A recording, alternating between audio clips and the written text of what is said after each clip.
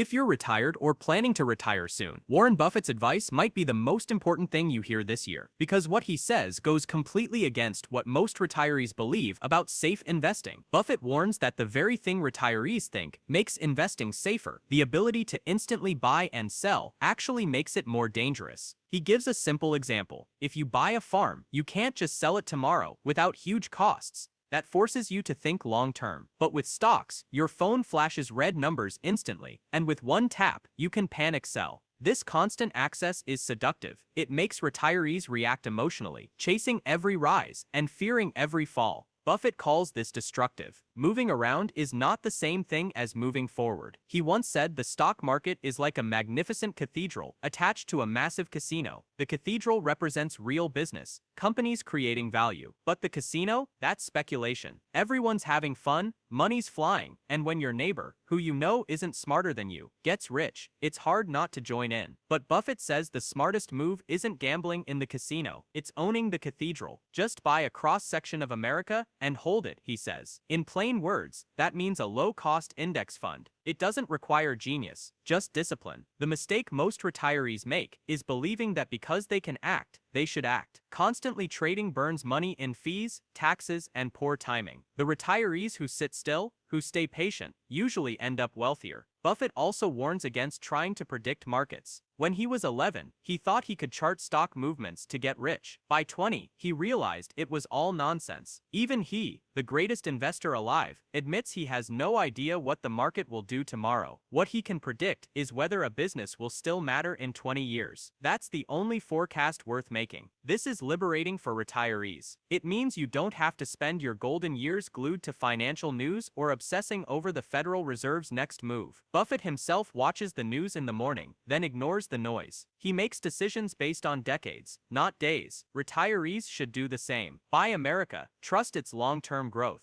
and stop trying to outguess everyone else. But what about inflation? That silent killer of savings. Buffett lived through some of the worst inflation America ever saw. He admits it's a threat, but not unbeatable. His answer is simple: own productive assets. Stocks, farms, rental properties, things that grow. Cash, on the other hand, is a wasting asset. Cash is not king if it just sits there. He said during the 2008 crisis, holding too much cash guarantees you'll lose to inflation. Retirees feel safer holding cash, but Buffett says real safety lies in ownership, in productive businesses that grow value over time. Another trap is leverage, borrowing to invest. Buffett calls it the only way a smart person can go broke. He compares it to Cinderella at the ball. You know midnight is coming, but the music is so good you convince yourself you can stay a little longer. But in markets, there are no clocks on the wall. When the crash comes, it's too late. For retirees, the lesson is clear: never gamble your security on borrowed money. And while we're talking about borrowing, Buffett gives simple but powerful advice: avoid credit card debt. He says, you can't make progress in your financial life paying 18 or 20% interest. For retirees, that's a financial quicksand. Then there's spending. Buffett still lives in the same modest house he bought in 1958. He drives simple cars, eats McDonald's breakfasts. He says owning 5 houses doesn't make him 5 times happier. It just gives him 5 times the problems. Retirees chasing luxury often find it adds stress, not peace. The real purpose of money, Buffett says, is freedom, not display. Retirement should be about comfort and purpose, not competition. But even with discipline, fear remains the biggest enemy. The world makes mistakes. Shocks happen. Buffett saw this in 2008, when panic froze the global economy. While others sold everything, he invested billions. Why? Because he thought like an owner. He knew America wasn't dying, just sick. The patient would recover. That's the mindset retirees need. Don't let short-term fear destroy long-term wealth. Confidence is like oxygen. He says you don't notice it when it's there,